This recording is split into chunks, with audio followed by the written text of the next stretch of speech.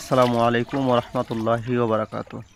মূলত কথা হলো যে আমার আজকের এই ভিডিওটি করার একটাই উদ্দেশ্য যে আমাদের বাংলাদেশের যে অবস্থা, মানুষের হিংসা বিদ্বেষ এত পরিমাণ ভয়াবহ রূপ নেছে যার কারণে বাংলাদেশের অবস্থা আরও ভয়াবহ হয়ে যাচ্ছে। বিশেষ করে যে বর্ষাকাল, এই বর্ষাকাল আসলে বাংলাদেশের পরিবেশ আরও খারাপ হয়ে যায়। যেমন দেখেন বর্ষাকাল এখন যে ভয়াবহ রূপ নিচ্ছে, যেমন ফেনী বলেন, কুমিল্লা বলেন বা চট্টগ্রাম বলেন, সিলেট বলেন, এই অঞ্চলে যে বন্যা হয় এটা মূলত কথা হলো যে পাহাড়ি ধস বা এই ভারত থেকে যে পানি ছাড়ে এটার কবলে পড়ে। ওটাও একটা হিংসা বা একটা দুর্যোগ, এর মোকাবেলায় পড়ে মানুষ। কিন্তু আমাদের এই জায়গার যে পানিটা দেখতেছেন, এই পানিটা মূলত কথা হলো কি কোনো জায়গায় ঠেকায় না, এই পানিটা ঠিক চলে যায়, লাইন বাই লাইন করা আছে, লাইন বাই লাইন পানিটা চলে যায়। কিন্তু দেখেন হিংসার বশবর্তী হয়ে এই পানিটা ঠেকায় রেখে আজকে জনজীবনে এত পরিমাণ দুর্যোগ দুর্ভোগ ফেলাই দিয়েছে যা বলার ভাষা নেই। দেখেন আমাদের বাংলাদেশে বর্তমান যে পরিবেশ হয়ে দাঁড়াইছে এখন, দেখেন এক দল গেছে আর এক দল হয়ে দাঁড়াইছে।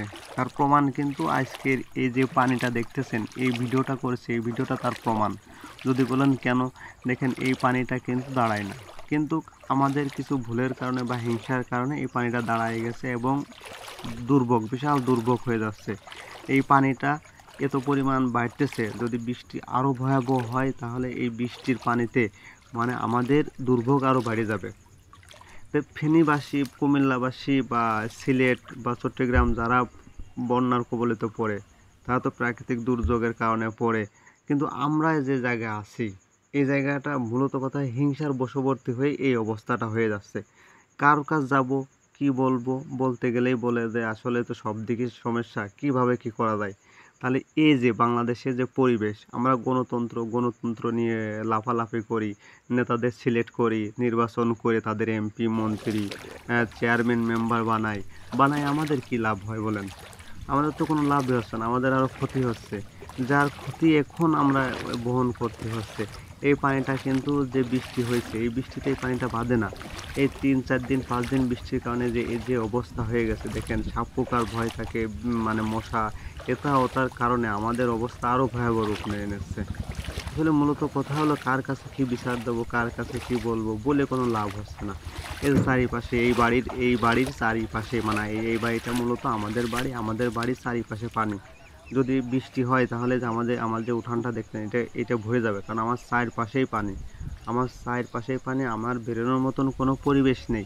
এরকম আরও আমার ওই সাইডে আরও পরিবার আছে, দেখেন এই সাইডেও পানি, আমার চারপাশেই পানি। এমন এমন একটা পরিবেশ এখন দাঁড়াইছি, চারিপাশে যে পরিমাণ ভয়ানক অবস্থা হয়ে গেছে। চারিপাশে নাপাক অবস্থা, বিষাক্ত পানি, এমন পানির দুর্গন্ধ, যে দুর্গন্ধ আসলে থাকা যাচ্ছে না, এমন অবস্থা।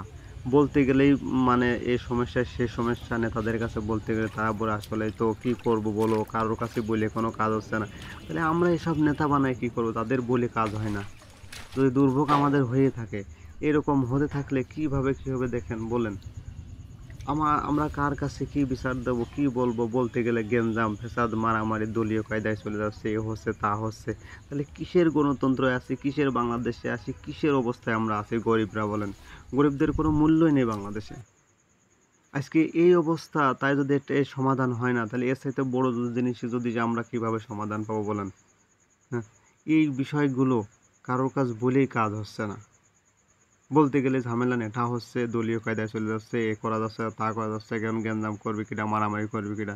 দেখেন এই জায়গায় কিন্তু গত 20 দিন আগেও শুকনা ছিল, 25 দিন আগেও শুকনা ছিল, 1 মাস আগেও শুকনা ছিল, কিন্তু এই বৃষ্টির কারণে এই পানিগুলো যাচ্ছে না। আজ 10-12 দিন হয়ে গেল, এখনও পানি যাচ্ছে না। দেখেন চারিপাশে পানি, কি অবস্থা! মানুষের দুর্ভোগ, কেউ ঠিক মতন এমনও আমি রিপোর্ট শুনছি যে আমার এই পিছনে পিছনে যারা আছে তাদের পানি, ঘরের ভিতর পানি উঠে গেছে, এরকম অবস্থা। আসলে মূলত কথা হলো কারো কাজ বলে লাভ হচ্ছে না, কোনো লাভ হচ্ছে না।